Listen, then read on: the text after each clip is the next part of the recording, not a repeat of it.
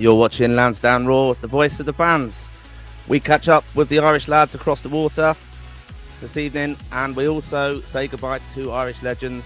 And we also speculate, is Evan Ferguson off to West Ham with Graham Potter? It's Lansdowne Raw, and it's live.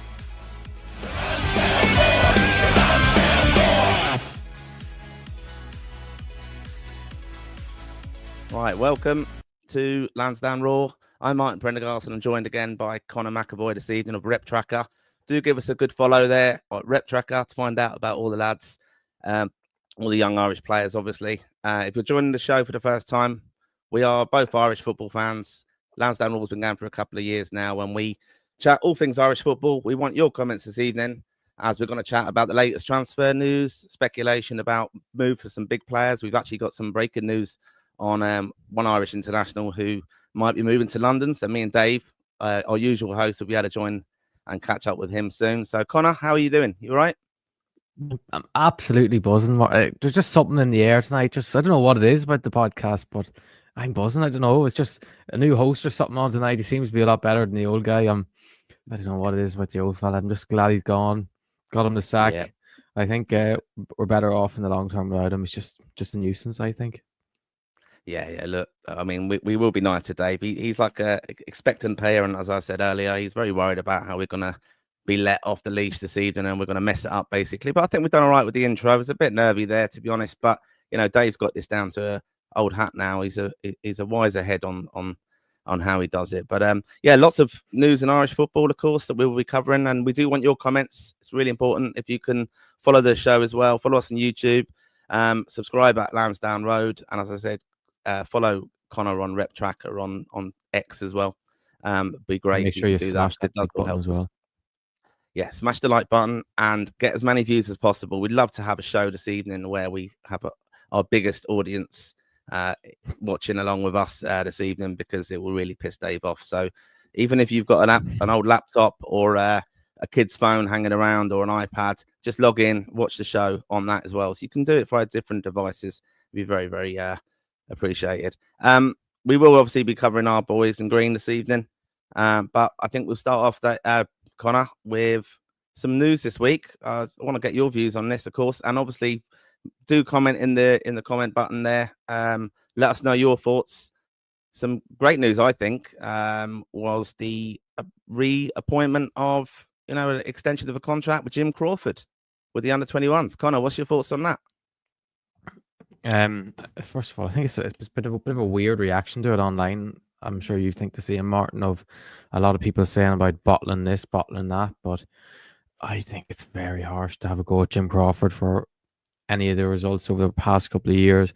Yes, maybe people give out about team selections, etc., but in terms of setting a team up and having them the right way to go going into these big games, there was like, if you look at all of the games the 21s played, particularly in the last this campaign just gone, they could have won every single game, and it usually was things that cost them was silly individual mistakes or a poor referee decision that cost them in the end. But I'm happy to see Jim Crawford get a new contract, to be honest, because it's a hard thing with under-21s managers, getting someone that really, really is invested and wants to be in it for the long term and would pick it over a lot of club jobs we've seen in the past. He's decided not to go for League of Ireland jobs because he's so invested in this 21 side, and you can tell he wears his heart in his sleeve with it and how emotional he was after not qualifying there.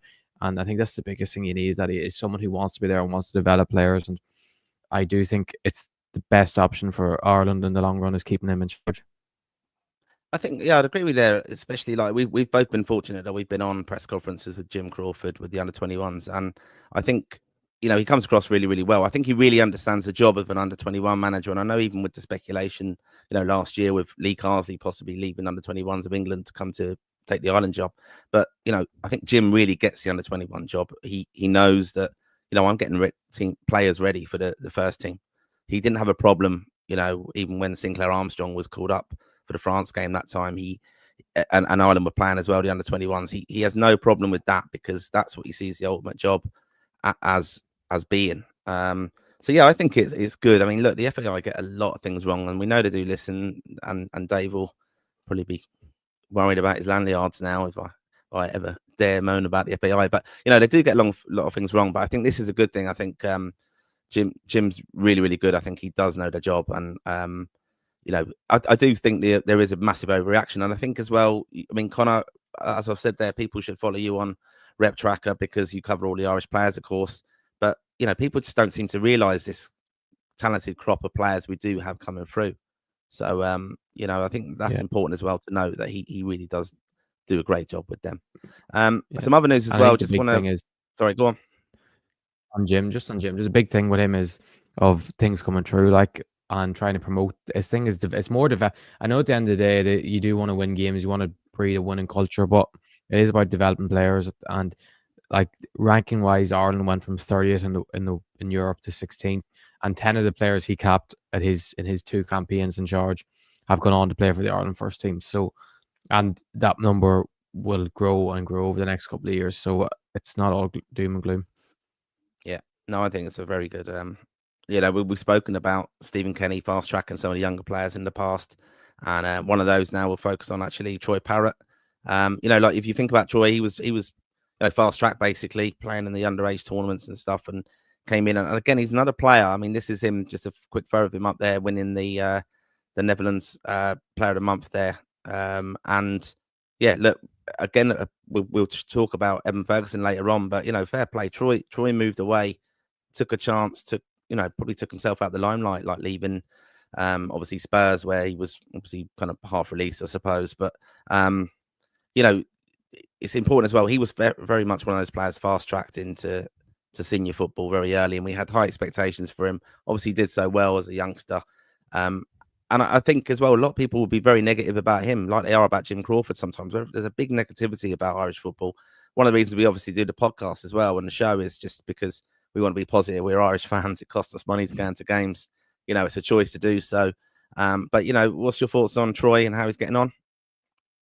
I'm absolutely delighted with, to be honest, because some of the stuff you read about Troy over the last couple of years has just been on. He's a 22-year-old lad who's barely even new into the senior game of football. Like, he's had a lot of unnecessary pressure put on his shoulder. I think it's more helpful now that he has the likes of Ferguson and Tom Cannon and Sinclair Armstrong and Adam Eda there as well, that it's not all said, oh, Troy Parrott is a savior of Irish football. He can just go and he can develop. And like we've seen, I don't know if you've seen him, Martin, but the interview he did last week, it was one of them TikTok games of who's better, Troy Parrott, the striker. I think some of the reaction to that was crazy, in fairness, because he's a young striker who's scoring goals for fun. Why wouldn't he back himself and he's better than most of the strikers named? Obviously, some of them he's not better than, but you still have to back him. He's having a brilliant season. He had a brilliant season last year. He actually missed a couple of big chances the other day, but I think that's the thing with Troy Parrott, is just sometimes it's consistency in front of goal, but he's getting to the stage more often than not. He's taking these chances. And one of the biggest things you find with him is the confidence he has, because you see with a lot of strikers, their head goes after one chance and that's them gone. He seems to be the type that he missed one chance, he doesn't care. He'll go again and he'll take his next chance. Yeah, I did like that little TikTok video. It was quite interesting, wasn't it? The one. This is the one where, just for people who may not be aware, he's like put him up against a certain player, and he has to back whether he thinks he's better or not. So putting himself up against top strikers, obviously. But yeah, he was going, no, I back myself, and I thought it was really, really good actually. Look, it doesn't appeal to everyone, that kind of thing, but fair play, confident lads. I mean, look back again. I don't want to be too negative looking back on that first window last year when John O'Shea was in charge of the team. And Troy didn't get any minutes at all. I think it was a kind of travesty overall. And, I do think we have a lot to expect of him. But I think he's been very brave making that move, and it's worked out for him so far. So, yeah. Best of luck to him. He still has a long way to go. You have to say, he still has a long way to go. I think I've seen a lot of people saying that he has to be our starting striker or whatever. It's not like we've no other options. He's still not the finished article, but you can see what he has, and he's a unique type of player, what he can offer to a team. So I'm very invested in how his next couple of years will go. Yeah, we do want to hear from you as well, the Raw faithful. What's your views on Troy Parrott? Do you think he is probably a starting player for us, or and also a question, I suppose, to everyone watching as well, is do you think Evan Ferguson, kind of the hype around him? I know he's not been playing much recently and everything, but he is the kind of great hope for us as a striker coming through. Do you think that's helping Troy Parrott? Has it taken pressure off him? Just one other thing, Martin, I think we should ask the comments. I feel that who should start up front for Ireland in March? Should it be Parrott? Should it be Ferguson? Should it be Cannon? Because that's something we like to hear from the fans. Even maybe David McGoldrick could start up front in March, I think. But I do think I think that's a good question to ask fans, because I think a lot of people are mixed opinions on it. So it'd be good to know what the Roar faithful think of that. Yeah. I mean, look, we will come on to the comments, of course, and I'm already being called out for this unrealistic kind of thing of that I hate Didsey. I just deal with facts. That's all it is. I love Didsey really, but I just don't get the hype about a lad who scored 1 goal for Ireland. So man the matches in 13. It's not bad. No, we can't go there again with that. But look, yep, do let us know who you think is our striker for Ireland, who is the man. And another player, obviously, we'll chat about. Aaron Connolly's on the move. Well, we're going to cover a little bit of transfer speculation if you've got any news for us, Connor. But yeah, Aaron Connolly is off to Millwall. Yeah, it seems to be as good as done by looks like Gavin Comiskey has said that it looks like a mutual termination of contract. It's a strange one, because usually when that sort of thing happens, a player, you think something's gone wrong or something's involved. But if you listen to what Sunderland fans have said about him, he actually had done well when he played. He just didn't seem to get the minutes that he deserved, or didn't suit the style of play. Actually, funny enough, he started against Millwall and scored an unbelievable volley, if you remember, Prendy. And he did, yeah.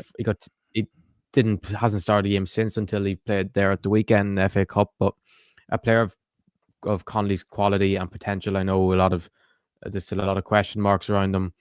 Should be playing every week in the Championship, especially last season when you seen with Hull, there was a lot going wrong in his personal life, and he still was scoring a decent amount of goals.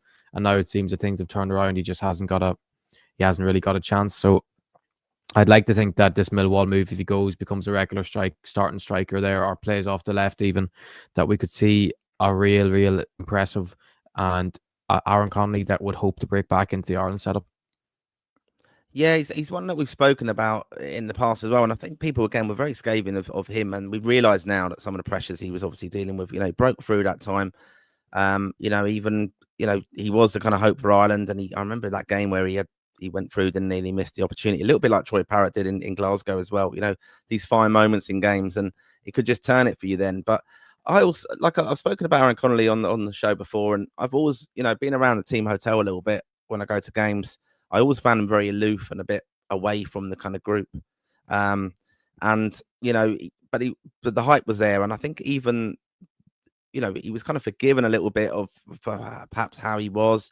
I remember the game where he pulled out the squad, announced that he was on the beach and things like that. And Ireland Stephen Kenny didn't really want that public knowledge, but they released it by the media communications team that time. And a lot of kind of things kind of went against him. But incredibly talented. I'm just going to read from that Roker report, because we did follow this earlier, and it was just from obviously a Sunderland Twitter account, Roker report, and it just said, for any Millwall fans reading, Connolly's not really done anything wrong here. He just doesn't fit in with the way we played. He scored plenty of goals at Hull last season, so still knows where the net is, but we need our striker to have pace and lead the press. He's more of an 18-yard box poacher, I think. He played the full 120 minutes in the Cup against Stoke at the weekend, and he did okay. He seems to be fit at the moment. Coming to Sunderland was probably what he needed to do to get himself back in the saddle, and he'll find himself elsewhere. I mean, look, again, I'd give a lot of praise to Troy Parrott for being so honest with the struggles he's faced with alcohol and things like that. And he's, I was actually just coincidentally reading that article again, which was a great piece, and saying, that he does go to kind of rehab kind of centers or whatever it is, the meetings, AA meetings, nearly every day. And he knows that just that relationship with alcohol wasn't doing him any favors. And again, we just don't know sometimes with some of these players, they're hyped up. You don't know what's going on in the background and their personal circumstances sometimes. And, it's a career, obviously, and it's a lot of pressure and it's a lot of publicity about it and coverage, and their lives are analysed so much. So, I think we'd love to see him back in an Ireland shirt. I don't know if that will ever be the case, but because obviously players are coming through now who are, just doing better. And, like we said there about Troy and Evan Ferguson, who we hope gets back as well. Just on Evan Ferguson then, speculation. I know Graham Potter was asked today about whether he would be going to join him at West Ham, and Graham Potter kind of shut that down, saying that, he's not going to talk about any players or actually with any other team at the moment. What's your thoughts though on him? Do you think he needs to move, Connor? Yeah, definitely. I know what video myself and Dave done about players that need to move in this window. I mentioned that West Ham would be a brilliant club for Ferguson to go to. If you look at their squad, they have a very, very talented squad. Doesn't really reflect the way they're playing at the moment. Lopetegui wasn't the manager to take them forward. Graham Potter is a brilliant manager. Obviously, he gave Evan Ferguson his debut a couple of seasons ago with Brighton. And I just think West Ham is the perfect move, especially on loan. It seems that West Ham don't have the funds this January to splash the cash on a striker, and Ferguson, if he can go to West Ham, and the likes of Somerville, Bowen, Paqueta, Kudus behind them, I think is match made in heaven. Like at the moment, they have Fulcrook as their striker. Obviously, Antonio is out for the foreseeable future. I just think it's absolute match made in heaven, especially under a manager like Potter, who will, I think, get the best out of Ferguson. And it could be the turnaround with Ferguson. Obviously, he's injured at the moment, and it seems like he will be injured up until the last week or so of the transfer window. But it seems, by all accounts, he'll be back by the 31st. And we've seen Welbeck returned at the weekend for Brighton, and I've seen that João Pedro tweeted himself that the scan went well. So there's no reason for Brighton to keep hold of him unless they really are desperate to keep hold of him. I think alone this move this month to West Ham is the best option. Maybe Bournemouth as well. I think Bournemouth would be the other one I'd be very happy with, but I do think West Ham's the best option. I don't know if you think the same.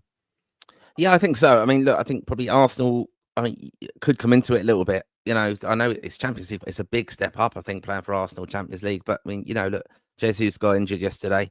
They've got Saka out as well for a little bit.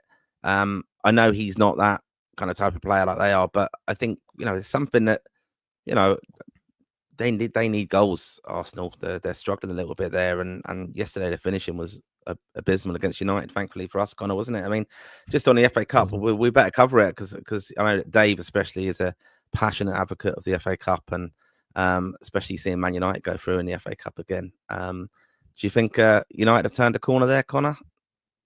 I don't know yet. I think it's a bit early to say that yet, Martin. But it seems to be there is improvements to the squad. He seems to be getting more of his favourable starting 11 out at the moment. Obviously, the goalkeeper was changed, but he can see the players that he trusts now and that he wants in the long term. So I'm happy with the way it's starting to turn around, but there's a long way to go. Yeah, I mean, look, FA Cup as well. I was chatting on the show, the last one, actually saying, this is an important one for us, and we'll come on to OBIG soon, where we chat and see where the lads were playing over the weekend. Obviously, FA Cup opportunity for the boys to play, who perhaps are on the periphery of their squads. But a lot of debate over here in London and on TalkSport listening today. Tamworth, brilliant, almost a giant killing there against Tottenham. What's your views, though? I'd be interested to see this. Obviously, I know lots of people follow the Irish players playing their teams in the FA Cup, of course. But, just on the FA Cup in general, we've got a proud Irish history in that. We've had captains of our team lift the trophy more than a few occasions, actually. And but just on the FA Cup, do you think should it go, they've scrapped the replays now. Tamworth, they've lost out financially there of some money that if they had that replay going to the new White Hart Lane, basically, they would have probably financially been set up for about 3 seasons off that windfall. So they've lost that, basically. And also going to extra time, lots of chat again today, debating this, of course, was just that, when it went to extra time, there's only going to be one winner. You're coming up against professional, like full-time pros at Tottenham who train every day of the week, fitness levels through the roof, and yet you're coming up against Tamworth who play and train twice a week. The levels aren't there after a hard day's work as well. So, what's your views on that? Are you disappointed that the FA have scrapped the FA Cup replays? These teams as well. You think of giant killings in the past. I'm certainly one. I think it should just go straight to penalties if they're going to do it. At least Tamworth would have had more of a chance if it went straight to penalties. And it was. I did enjoy though. Obviously, seeing Man United win, it was good, and hopefully they've turned a corner. But we'll obviously focus that a little bit on OBIG. But yeah, just give us your views on that as well. If you think about the FA Cup, what your views are. We will just we're looking at the comments already coming through. Thanks for that. Do give some more. Of course, let us know your views. Of course, no David this evening. So this is going to be the best show ever. We're close to getting up to 1,000 viewers, which would be brilliant if we can get up to that. So do send a little message round, send the link round to watch us, and we'll obviously cover all the comments just towards the end of the show. One other thing, just before we go into OBIG, big announcement. I don't know, they were kind of stealing each other's thunder here, but Niamh Fahey announced her retirement from the Irish women's team, and then a couple of days, a day later, I think, was followed by Diane Caldwell, who didn't actually feature very much in the last campaign too much, but yeah, officially have announced their retirement. Any thoughts on that, Connor? You have to say big part of the women's game. Women, don't that. I know enough, Martin, to know that they're both legends of the Irish football and women's team, and both over 100 caps for our country, and they should be extremely proud of their career. And I think the topping off moment for them was qualifying for the World Cup a couple of years ago, and that was the one thing you don't want to live with any regrets as a footballer, especially international footballer. And they got the moment that every Irish person, man or woman, dreams of, as representing their country at a major tournament. And there's nothing bigger than being, and more proud than being the first women's team to qualify for a major tournament. So they should be proud of themselves, and they've done the country proud. Yeah, I mean, great little coverage there as well of the announcements as well. It's just and brilliant words from FAI, Mark Canham, and Paul Cook as well. The president gave some nice comments congratulating the girls on their stellar careers. But yeah, like, I do agree with you, Connor, completely. I mean, absolute brilliant that they got to play the World Cup and got that opportunity. And I was over in Tala for the last game before they went off to Australia, and I actually said best of luck to Niamh Fahey. I was chatting to her a little bit in the stand afterwards because she was with her parents and they were all saying goodbye. Quite emotional actually seeing it because I know her dad just was telling her how proud he was of her, and yeah, just want to wish her all the best. I've met her a few times, Niamh, absolutely brilliant, and Diane, fantastic. So yeah, best of luck in future careers. I mean, I think we'll see them involved hopefully in coaching with the Irish setup, maybe eventually, or within women's football layer. I know that Stephanie Roach, she's now gone to Shamrock Rovers. I've seen that announced today as a coach. So yeah, it's good. Like, we've got these big names now associated with Irish football over the years, and with the women's game. I think it's great that they're going to be involved in it going forward. So yeah, best of luck to them. Do give us your comments again on that as well. Just let us know your thoughts on the announcement of the retirement of Diane Caldwell and Niamh Fahey. Right, we'll go on to OBIG. Well, one more question for the comments. If there's one player that you want to move this window, Irish player, who would it be? Would it be Ferguson, Jake O'Brien? I don't know who else. Omo Bamidele, but I think he's written in the stars. Is there one player that you think needs a move, or one player that no one else has mentioned that you think needs a move? Yeah. All right. Yep. Do give us your comments. We do want to be the most interactive. We let you have a say. So yeah, give us your comments. Give us your views. We've had enough of Connor now already, and this is where he does shine. This is where Dave, he's not even here this evening, but we know he's watching because he's such a miserable git. He won't let us even have a little bit of a play around on this without him. But yeah, we're going to go on to OBIG now, which will focus on the Irish players who are obviously playing for teams in England and Ireland, and obviously around Europe as well. So this is where the facts might be wrong, and it's not my fault if they are. So we're going to concentrate first of all on the goalkeepers. So obviously start with Caoimhín Kelleher. I've balls this up because I've still got the banner at the top. Get that one off. So this, I'm going to start that again. Martin. Yeah, we will restart that. Right, here we go. Right, this is the goalkeepers. We'll have to cut that out. Right, now you can prove us live anyway. So Caoimhín Kelleher, 5-0 win. Played 90 minutes against Accrington Stanley. Who are they? Mark Travers, he was an unused sub for Bournemouth. And Max O'Leary, a 2-1 loss against Wolves. And Josh Keeley is playing on Tuesday for Leyton Orient. And brilliant to see Gavin Bazunu back, 90 minutes, under 21s, in a 5-0 win against Fulham. So, Bazunu back. Happy with that, Connor? Yeah, delighted to see him back. I know it's always a big thing, Kelleher or Bazunu, but it's good to have them all fit and back playing after what has been a horrible injury for Gavin Bazunu. Like, he tore his Achilles 8 months ago, and now he's already back playing, which just shows how elite his mentality is, which is a real positive sign of how far he can go in a game, that he doesn't let moments like this. Obviously, it will affect you, but to get back this fast is special. And also, it seems like Mark Travers could be on his way out of Bournemouth this month. there was a report last week that Middlesbrough want to take him on loan until the end of the season. A team that could do with a goalkeeper of that standard, and probably is the one position they really need to strengthen if they want to get promoted this season. We've seen how good they've been this season with all the talent they have, and Carrick's doing a great job. So I'd love to see Travers go there, hopefully get them in the playoffs at least, and hopefully would get a permanent move in the summer from there, because as we all know, his situation at Bournemouth's been a bit of a joke over the last couple of years, in and out of the team, not really been given the chances that he's deserved. So hopefully he can get himself to Riverside. Yeah, I mean, that would be a great move for him, of course. I mean, Kelleher, lots of speculation recently, wasn't there, about him moving when he's obviously been replaced now at Liverpool again. Can you see that happening in January, though? No, I don't think. I think that's pretty much impossible. I'd imagine you feel the same. I think it's just a hope more than anything that will happen. Yeah. Right, we're going to the defenders.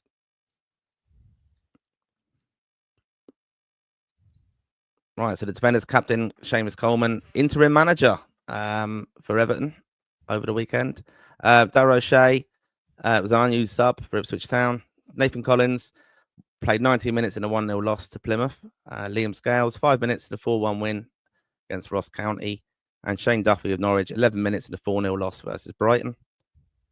Mark McGuinness, 90 minutes, 2-0 loss against Nottingham Forest. And Callum O'Dowd was not in the squad for Cardiff City.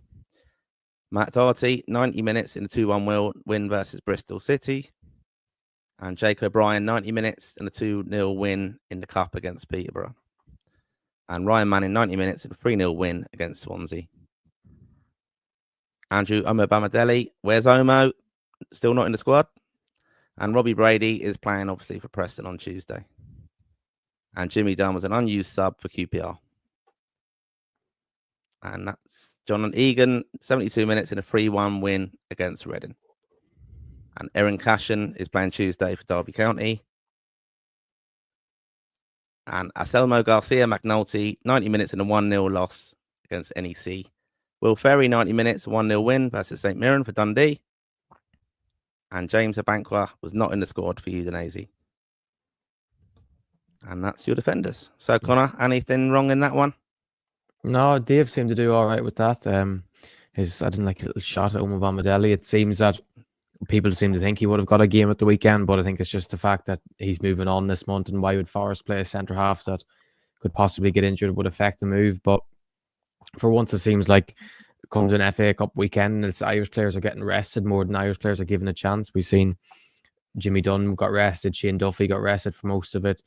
Even Callum O'Dowd got a bit of a rest the weekend. So it's interesting to see some lads more getting a rest this weekend and more lads getting a chance, which is probably more of a positive than it is usually compared to most FA Cup weekends. Obviously, we've seen some lads get minutes that haven't regularly got them, but obviously Jake O'Brien was great to see get 90 minutes and played very well, but playing against Peterborough isn't what we want to see him playing. We want to see him playing against Premier League sides more often or get a move this month, but I'd imagine Everton would be very reluctant to let him go this month.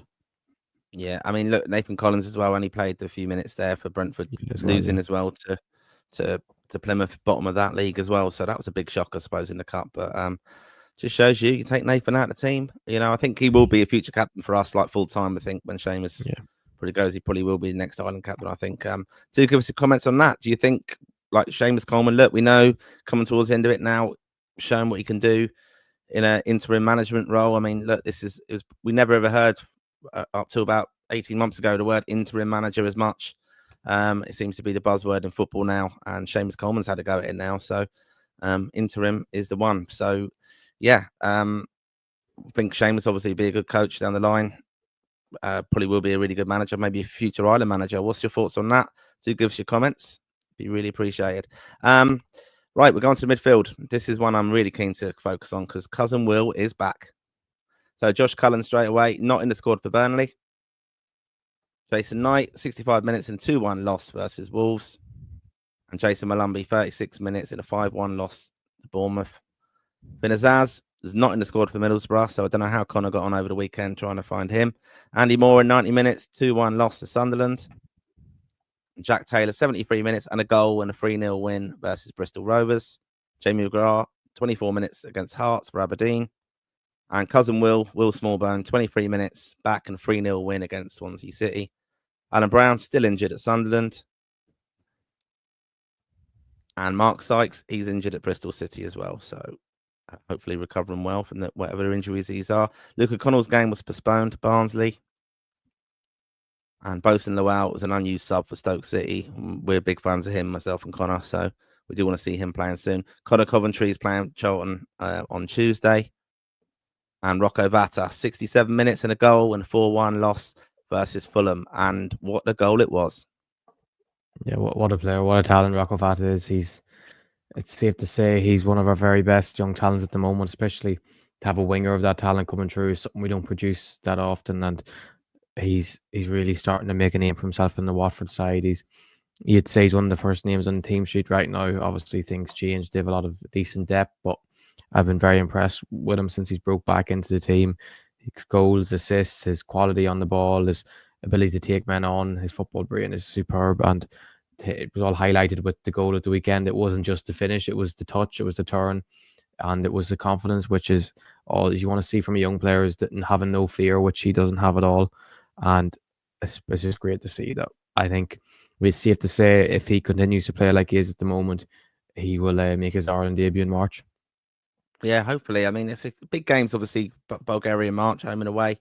Obviously starting off in Plovdiv early on in the first one of that window. But, I think, do you think he will be experimental with March, though, Connor? Do you think he'll give opportunities to this? Is that the way he's going to approach it? I don't know if it's more opportunities, but I think it won't be that he's forced or he's dying to give. I think it'll happen. I just think that Bulgaria are a poor side, and that we'll probably, within 45 minutes of the second leg, you'd like to think that we'll have the tie either 3-0 up or 2-0 up, that it's safe to say Ireland are not going to lose to Bulgaria. I'd like to think we'll win the first leg 1 or 2-0, and then we'll score a goal in the first half of the second leg. That'll lead to more lads getting an opportunity. But if lads don't get an opportunity, don't deserve it. But I just think Rocco Vata is at the level now that it's not that he's just going to get an opportunity for the sake of giving a young lad a game. It's more that it's all earned through what he's done at Watford, and that he can see that he can make a clear contribution to Ireland already. Yeah, I think the key thing with that March kind of squad as well, and look, we'll help the FAI here as well. The season tickets are still available.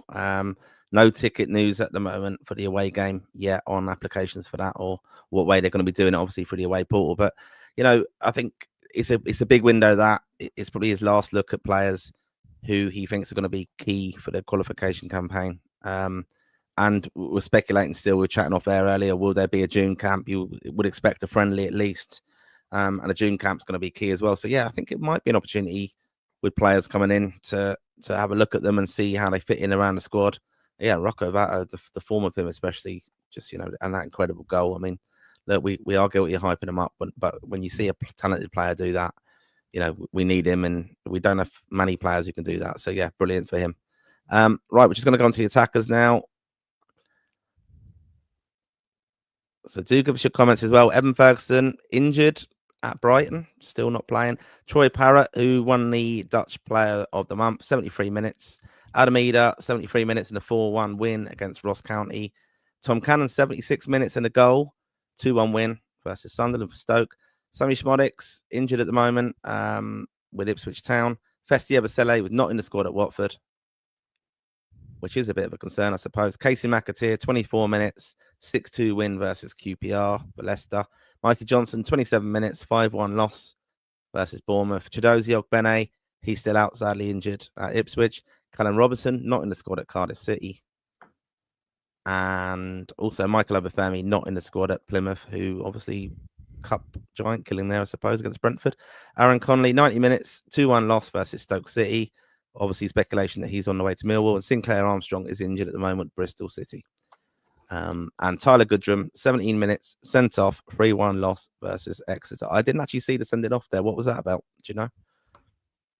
I seen actually I haven't actually watched it back. I actually meant to watch it back, but I remember looking at Twitter and Oxford fans were absolutely fuming about what happened and that it was never a red card. So you'd like to hope that it'll get overturned, but you never know what modern officials are so into sticking by what the decisions they'd make, that they might only reduce it to 1 game. Well, if 1 game is not too bad, but you don't want to see a lad get suspended for 3 games, especially when they're so young. He started every single game for Oxford this season, so shows how highly he's rated there. But it's good to it's good to have a lad that's doing that. But it's great to see a few lads go at the weekend, and good to see we finally call out a mistake of Dave's from what he done with his OBIG. Festy was sick at the weekend, so it's nothing where he was injured. ill. He was ill, so there's Oh, nothing right. to worry about there. But he hasn't been playing a lot though, has he? No, that's a real worry in my head of why he's not getting as often minutes as he wants. They've been playing 4-3-3, and then when they're playing 5 at the back, they seem to be switching up a bit. And I think the fact he keeps getting yellow cards every week is not helping him. He just seems to do a stupid tackle every week or pull someone back because of maybe he just wants to get forward too much and comes back too excited to try and just win the ball back. But it's weird because he was playing brilliantly for Watford and he was one of the best wing backs in the league, and then it's now the opposite. He can't get back in the team, so you'd like to hope he'll get back in.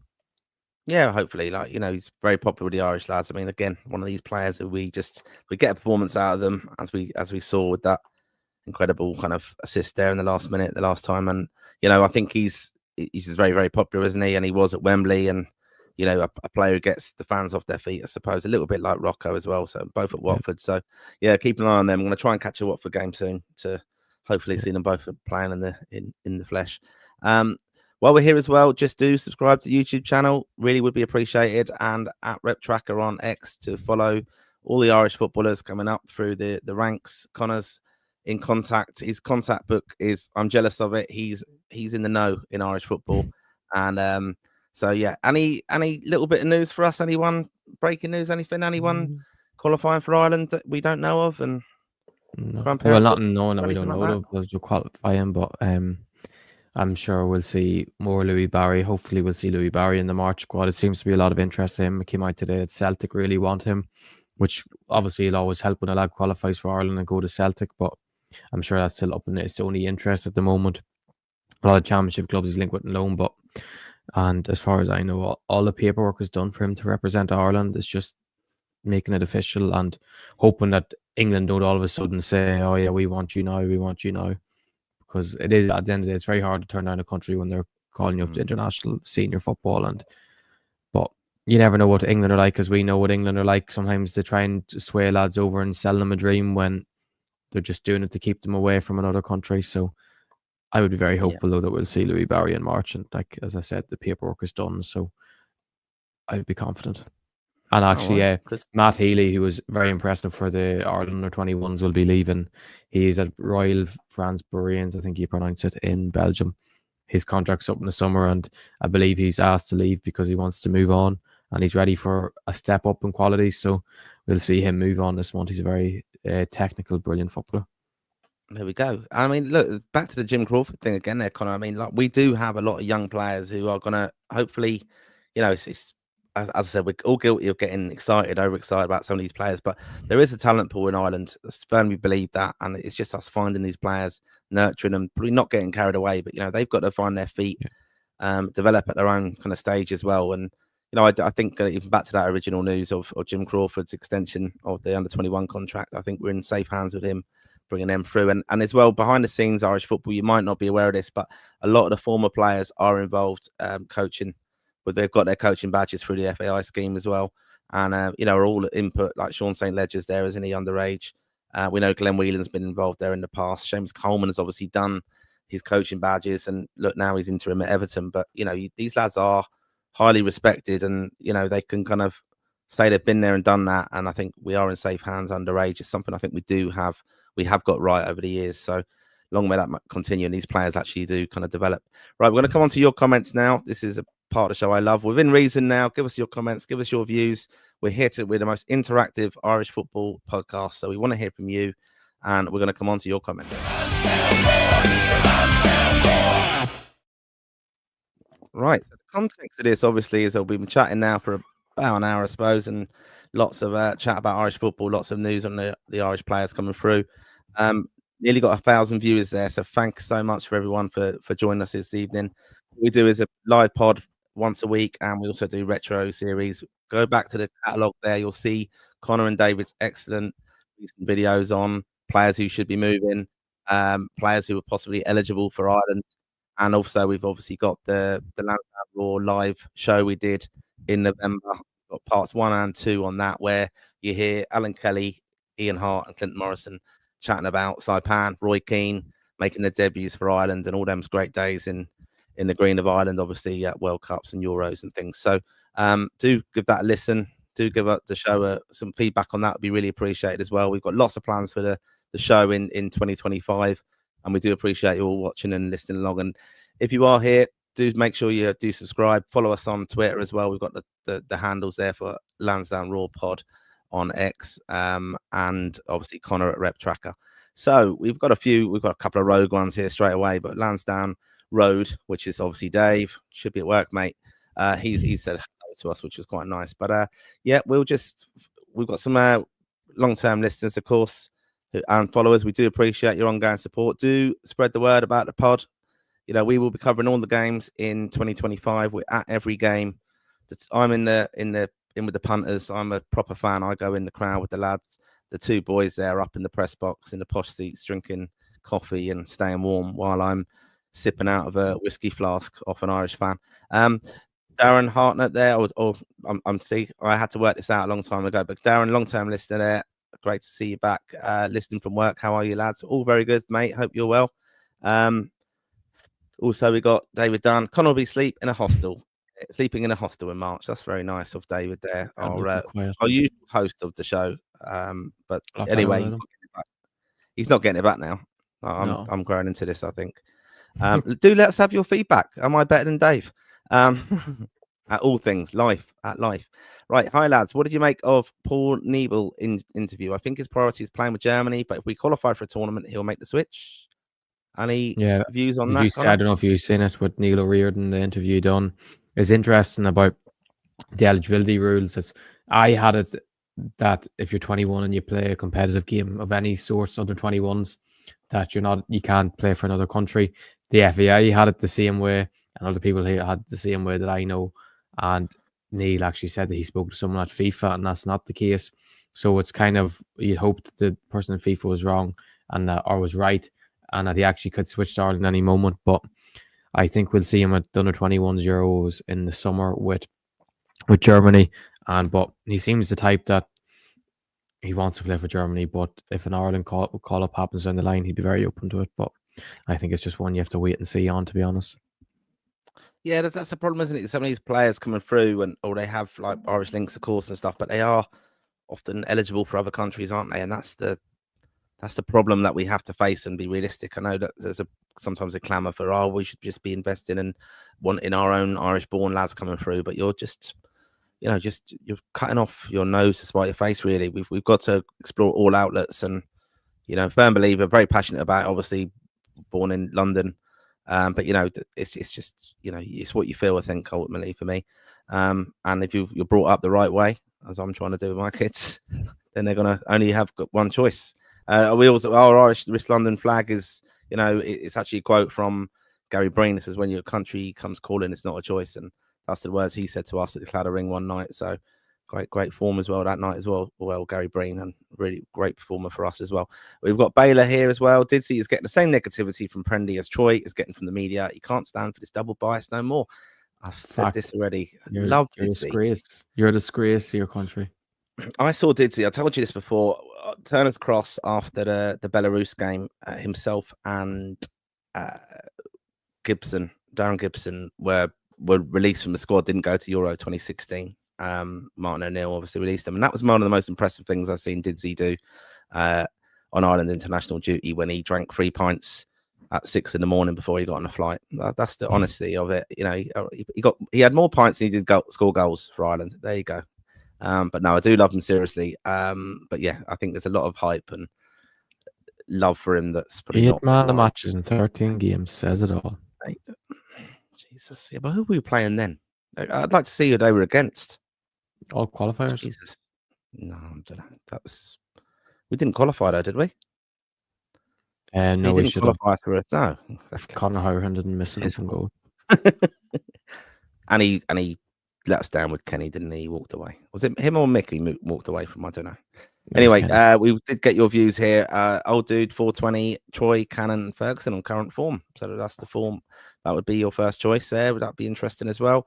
Also, Obafemi going down to League One next season. No, He's I such a don't think mystery so. player, isn't he? But he's just a Yeah. frustrating player, isn't he? Obafemi. So Again, so another much one. talent, but just seems not to have the Yeah. right mentality to make it in modern day football. But I think he'll always have a club in the championship looking for him because he's that talented. Yeah. It just comes in little bits, doesn't it? Though it's not just consistent with him. So over 1,000 viewers. Thanks again for your support this evening. It's amazing to see. Do give us your comments. We will be reading them all out. Dylan Cullen, hope there's truth in Louis Barry come to Celtic. Would be some signing and would automatically have him in the Ireland squad. We spoke a 100%. bit about him, didn't you? Yeah, spot on. Yeah. And also the news we spoke about earlier, Connolly to Millwall. Did you hear that? That's Martin Fitzpatrick, long-term supporter of the pod. Great to have you on board, Martin, as well. Often gives us a little bit of information on, steers us to some social media bits we might have missed. And also Baylor, Luca, still only 23 and captain of Barnsley. Surely championship sides would be scouting him in the summer. Any thoughts on 100%. that, Ethan? Yeah, as you know, Martin, I'm a big fan of Luke Connolly, and I think that he should be playing at a lot higher level than what he is. And I think he was on a bad contract at Barnes, not in a bad one in terms of him, but in terms of clubs probably paying the money that Barnsley would have wanted to get him gone. But I think next season will be the last year on his contract, and if they're not playing in the championship next season, I'm sure we'll see a lot of clubs will be in for him in the summer. Barnsley won't want to lose him for free, and a player of his quality deserves to be playing at a higher level. Yep. Okay. And Stephen O'Rourke, hey lads. Well, Stephen, how are you? This is old dude 420. If you're Brighton, you sell or keep. No point in loaning. I don't know. Like he this is about Evan Ferguson, of course. Like, he did extend that contract, didn't he? And he's on more money now, and a big deal as well. Like, I think it's a 4-year deal, wasn't it? I think he signed. So yeah, and the thing is, Martin, protecting that equity, aren't they? If he goes and loan to West Ham now between January and the season and scores, say 10 goals, like that automatically puts his value right back up to where it was previously, and you'd have a lot more interest in him than currently is from the top clubs. So I don't think it's a terrible thing if they loan him if he goes out and loan this month. Yeah, it's just, you've got to protect that value, I suppose. And even we're seeing speculation of Marcus Rashford going, and is that deal?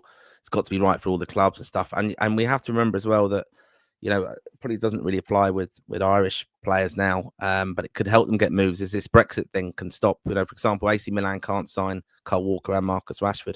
That won't apply to Irish players because and I think, isn't that why Bellingham's got an Irish passport? Yeah, him and Conor Gallagher both have Irish passports for that reason. So it helps that, but it doesn't apply to our lads, and we can get our lads moves and things, and that's why we can get abroad, of course, as well. But I just think with him, you could loan with obligation. This is just mad. This is modern football gone mad again now. The wages they're on. I can understand clubs not wanting to have to pay the whole wage package and things like that, and you have to play them. And that even goes on in the lower leagues. Obviously, I've spoken on the past as well. I follow non-league team here, Enfield Town, where I live, and we had Alfie Tucker, under 19 Welsh international, and he played 14 games for us. He's been called back out now from his loan, but they had to play him basically, and then they didn't have to pay him. If they didn't play him, they'd have to pay. So it's crazy. So that's just modern football, and you think of it like that. But I'd like Evan to get a loan move though, where he'll score goals, like you said. Hopefully he'll do that. Stephen O'Rourke here again. Happy 2028 to all. Okay. Looking forward to the Euros already. Question for you lads. My opinion on League of Ireland is that it needs to have a new format, similar to the GAA, have a team per county, having the best players play for their county. It would increase public interest and talent lost to the GAA because they would want to represent their county. Thoughts on that? I don't know, feasible? Because you'd have a serious amount of footballers in Dublin that wouldn't have a county team to play for, and it's just, I don't think it would work in the long run because you'd have lads leaving their club constantly, and I don't know how you'd fit 11 of the best players in Dublin, and especially what would you do? You'd hand them out to other counties when you didn't have a team to play for. So I like the idea. I think it works for maybe underage football in terms of having the league teams as such to play in the Kennedy Cup, etc. But I don't think in men's football, I don't think that would work, to be honest. Yeah, it's interesting as well. Like, follow Kilkenny GAA with the hurling the course family from there. But we've got a Kerry lad down with us now, hurling with Kilkenny.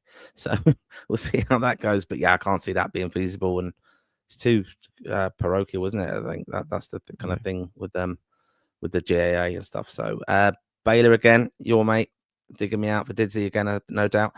Babi Bazunu gonna have to get a move unless Ramsdale leaves and gets assigned into another Prem club. Thoughts on that? Is there anything? Callum O'Dowd dropped. He's going for Callum there. I'm not having that. I think he's right on Bazunu. Bazunu has to get a loan this month because Ramsdale's not going to get dropped, and there's no reason for Bazunu to stay as a number 2. I'm sure we'll get to see him go to the championship now until the end of summer, and then after that, he'll most likely be Southampton number 1 next season. With the fact that it's safe to say there's a 99% chance we'll see them in the championship next season, which isn't an awful thing for Bazunu. A year back, another year in the championship will do him no harm at his age. Yeah, I agree with that completely. I mean, look, the championships are so competitive and more physical as well, and he'll get smashed around there, and that won't do him any harm as well where he is development-wise. So we've also got Martin Fitzpatrick. Lowell, very disappointed. He got no game time. So, yeah.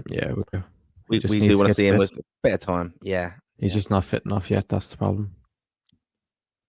And this is not public. I like Connor's positivity, but I've no idea why he believes Ireland will easily beat Bulgaria. Sure, they're crap, but so are we. Nothing I've seen suggests we'll beat any team easily. Connor, firing shots there. Are you not public? Any response to that one? Bulgaria are crap. They're so. If you don't have, we're football fans at the end of the day. We should become. I know there's always a negativity thing with Ireland, but Bulgaria lost 5-0 to Northern Ireland, and if anyone loses 5-0 to Northern Ireland, and we aren't confident of beating them, and I didn't even say we were going to go in and out there and hammer them. I just said that you'd like to think we could win 1 or 2-0 and then go 1-0 up in the first half of the second leg, which is not unrealistic at all in my mind, because we're playing a lot worse of a side, in my opinion, than what we played in Finland that night. So why can't we go there and beat Bulgaria? And people are afraid to admit that our squad is getting better and Heimer's starting to breed the right things. Yeah. Again, a comment on Bulgaria here from Michael. Remember when that fixture didn't care? Now we have a worry with Gibraltar. And also, old dude, 420, bit of a nostalgia football fan here again, which is brilliant to do. Go and listen back to our past episodes. We've done lots of kind of series on managers, key games we were at, or qualification campaigns and World Cups. So do go back and listen to the archives of that. Will probably be of interest to you. But Bulgaria have a solid football history. They made the semi-final of World Cup '94. Yeah, but that's 30 years ago, isn't it? Sofia is an intimidating stadium. Don't know what they're like these days. Like you said there, though, Connor, they got hammered by the North. We've also got more comments on this. Either. It's in Plovdiv. Yeah, Plovdiv as well. So, it is going to be, we kind of feel we've turned a corner a little bit with Ireland, and some of these players are playing more often now and things. Heimer's definitely on the road to something we hope. And we have to be positive and get behind the lads, of course. But, that does seem to be a bit of positivity about it. Do give us your views on that. Darryl O'Connor, I think we'll comfortably beat Bulgaria over 2 legs, at least a draw away, hopefully nick a win. We should do them at home. Predictions for both legs, lads. Yeah, that's what I just asked. Let us know what you think is going to happen in that game. And also, just for people traveling out there, yeah, you've got to be a bit wary of going out there. I think it isn't the most easiest kind of ground to get to, and part of the world is supposed to get to, and security and things, a little bit of hooliganism issue. Easy for me to say.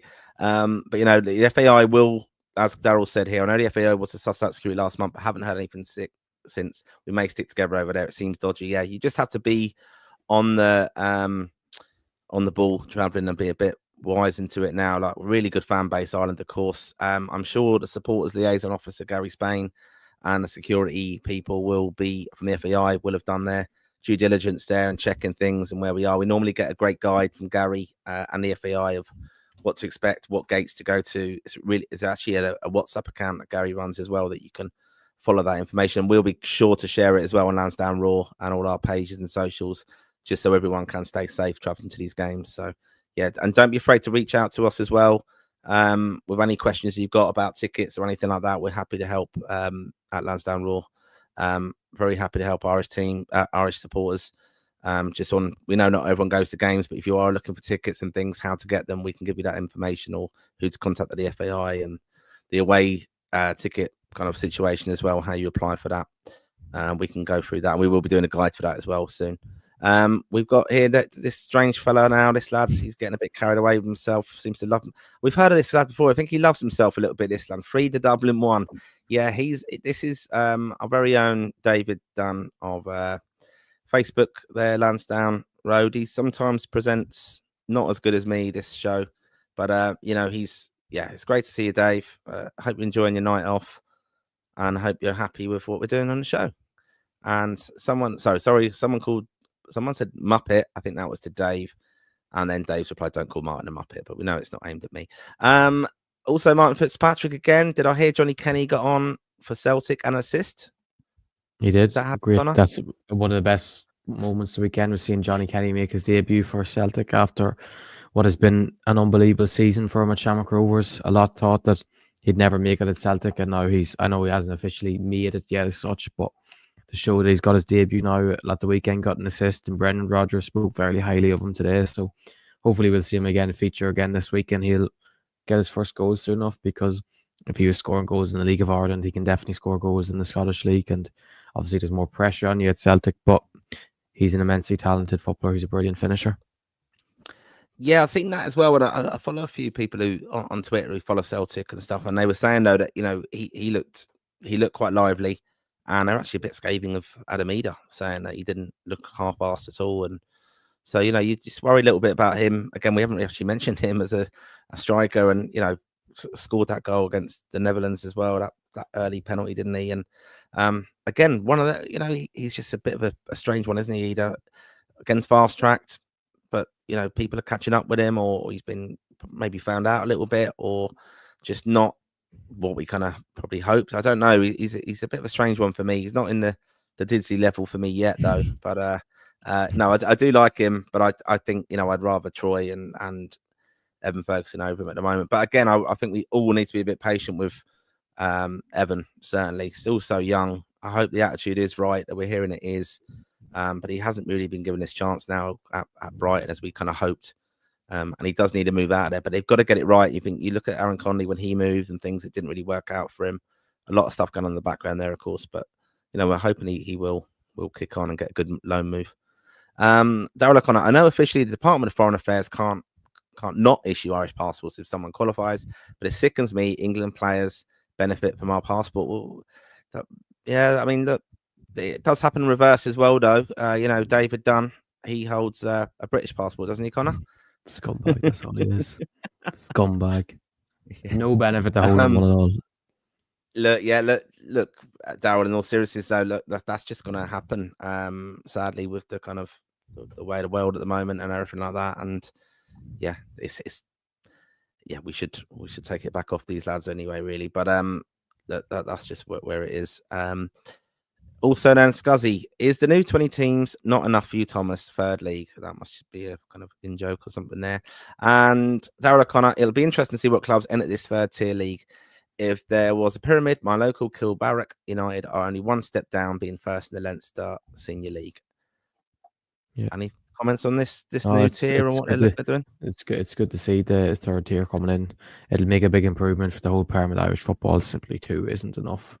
Even though we're a small country, 2 leagues isn't enough, and there's a lot of talent that'll probably go unnoticed in Ireland at the moment, especially young players that would go out and loan from teams in the top tier of League of Ireland that could get a loan to a third tier team and work their way up. I think it's a hugely needed thing for Irish football, and one that we will all benefit from in the long term. Yeah, I mean, look, that's a strengthening the football pyramid. I don't know enough about it in Ireland, but I see the level of, and it's something I'm passionate about, obviously, football coaching as well. But, when you have, the levels of football are so vast. I mean, you look at, Salford the other night against Man City, like it just wasn't even a competition, was it? But, non-league football should be really, really good because so many people play football. And, yeah, if you don't make it at the top level and it just filters down and there is a safe place for them to play, young kids as well, that they don't fall out of love with the game when they're released from academies. I'm quite passionate about this because, it should be non-league should be really, really strong if you keep really talented players in the game. Not let them, if they don't make it at the top, it doesn't matter. They're still a level for everybody. And so, yeah, like you're right there, Connor, there should be a bigger pyramid in a sense in Irish football, because what will happen is you'll just lose kids even more to the GAA and rugby and all these other sports as well. So I think it's something that, yeah, they have to do and get it there as well. And we've got our last comment this evening, which is a lovely one. Kevin O, great show again, lads. And yeah, appreciate that, Kevin. Great to hear from you all. Over the 1,150 viewers this evening. You can catch up with this show. It will be on our YouTube channel, so do be sure to subscribe to the channel, get all the updates on it. We'll have another show probably during the week for you on any Irish breaking news happening or what's going on with the Irish players. As I said, follow Connor as well at Rep Tracker, and we will obviously be back next week. We will confirm when that is, and you'll get an announcement, of course. But if you subscribe, you'll be notified, of course. So it's important to do that. But it's been great fun this evening. Really do appreciate everyone watching the show this evening. And of course, you can contact us at all our social media platforms. Subscribe at Lansdowne Road. Message us as well on the Facebook page, Lansdowne Road. That is run by Dave, and we also all contribute to that. And check out our website as well for the latest information as well on articles on Irish football and some really good pieces there by Connor. We've got a fantastic writers group as well.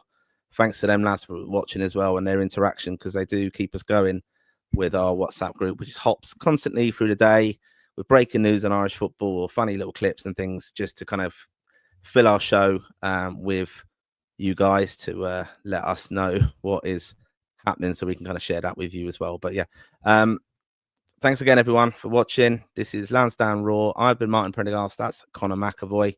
And this has been Lansdowne Raw Live. Thank you.